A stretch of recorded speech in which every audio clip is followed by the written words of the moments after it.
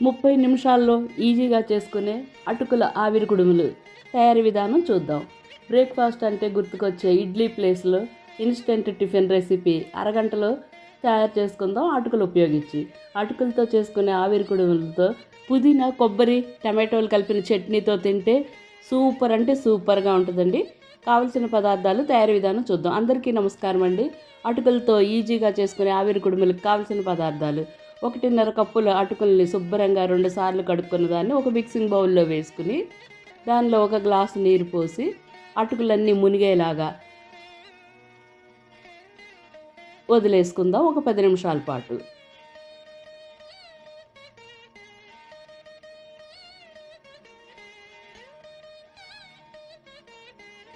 ఇలా 10 నిమిషాలు పక్క నుంచి ఇప్పుడు మనం పుదీనా, వేరుశనగ గింజలు, టమాటో చట్నీకి కావలసిన పదార్థాలు తయారీ విధానం చూద్దాం.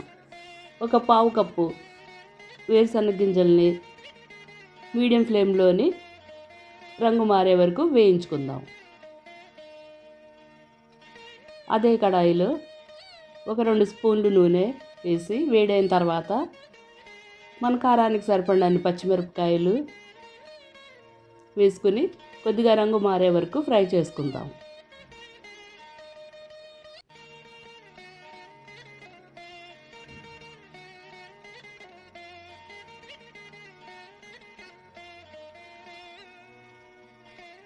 ఇలా రంగు మారిన పచ్చిమిరపకాయల్లో ఇప్పుడు మనం ముక్కలు చేసుకున్న 3 మీడియం సైజు టమాటాలు వేసుకుందాం. ఇది 2 రోజుల వరకు కూడా బాగుంటుందండి, ఫ్రెష్గా కూడా ఉంటుంది. అలానే 3 కట్టల పుదీనా కూడా వేసుకుందాం. ఒలిచి శుభ్రంగా కడుక్కున్న దాన్ని.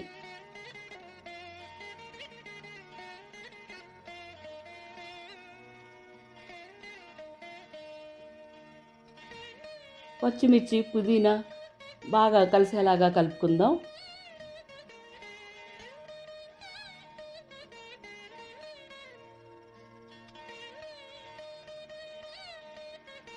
ఈ అటుల గల ఆవిరి కుడుములు స్కూల్ నుంచి వచ్చే పిల్లలకి డిన్నర్లో కూడా చాలా బాగుంటుందండి.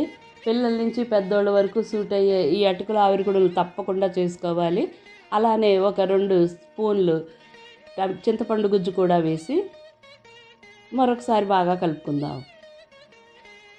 ఇలా బాగా కలిసి మెత్తగా అయిన ఈ టమాటో ముక్కల్ని ఇంకొద్దిసేపు ఉంచుకుంటే దగ్గరగా అవుతుందండి. ఇప్పుడు దాన్ని పక్క నుంచి బాగా చల్లారిన తర్వాత ఒక మిక్సీ జార్లోని వేరుశనగ గింజలు, 3 నుంచి 4 వెల్లుల్లిపాయలు, 1 చిన్న స్పూన్ జీలకర్ర, చల్లారిన టమాటో గుజ్జు, రుచికి సరిపడినంత ఉప్పు వేసుకుని మెత్తగా రుబ్బి పక్కన ఉంచుకుందాం. ఇప్పుడు 10 నిమిషాలు అయిపోయినాయండి.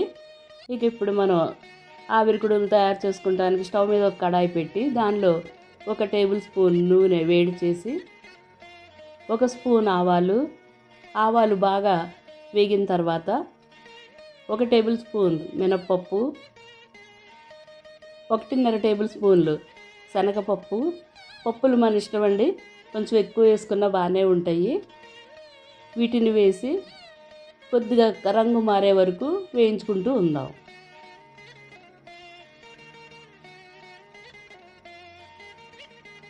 ఇలా కొద్దిగా రంగు మారిన తర్వాత 1 స్పూన్ జీలకర్ర కూడా వేసుకుందాం.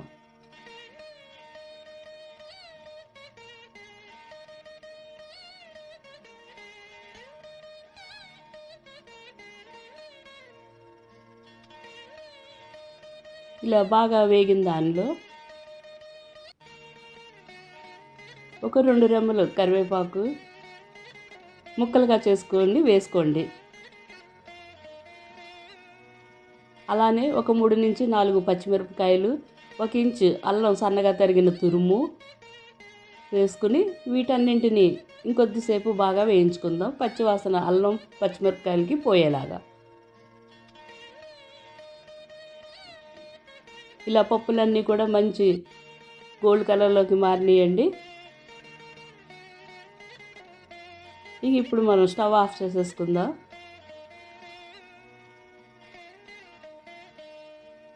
ఒక 4 టేబుల్ స్పూన్లు సన్నగా తురిమిన పచ్చి కొబ్బరి, అలానే ఒక గుప్పెడంత కొత్తిమీర సన్నగా తరుక్కున్నది వేసి ఈ తాలింపులో బాగా కలుపుకుందాం.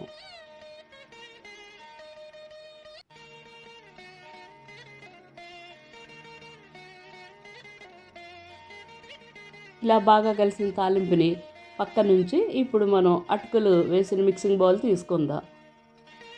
బాగా మెత్తగా పొడి పొడిలాడుతూ ఉన్న ఈ అటుకుల్ని కలుపుకుంటే ఇలా ముద్దలాగా తయారవుతుందండి. మనకు కావాల్సిన షేప్లోకి కూడా వస్తుంది. ఇప్పుడు ఇలా బాగా తయారైన నానిన అటుకులలో వేయించి పెట్టుకున్న తాలింపు మొత్తం వేసుకుందాం. వేడిగా ఉంది కనుక కొద్దిసేపటి వరకు మనం ఒక స్పూన్తో కానీ గరిటతో కానీ బాగా ఈ తాలింపు అంతా ఈ అటుకుల్లో కలిసేలాగా కలుపుకోండి.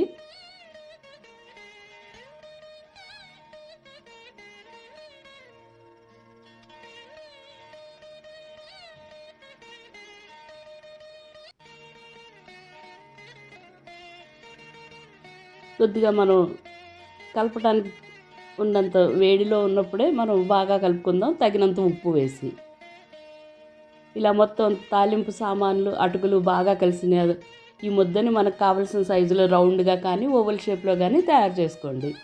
ఇలా తయారు చేసుకున్న వాటన్నింటినీ స్టీమర్ ప్లేట్లో పెట్టుకుందాం ఆవిరి మీద ఉడికించడానికి.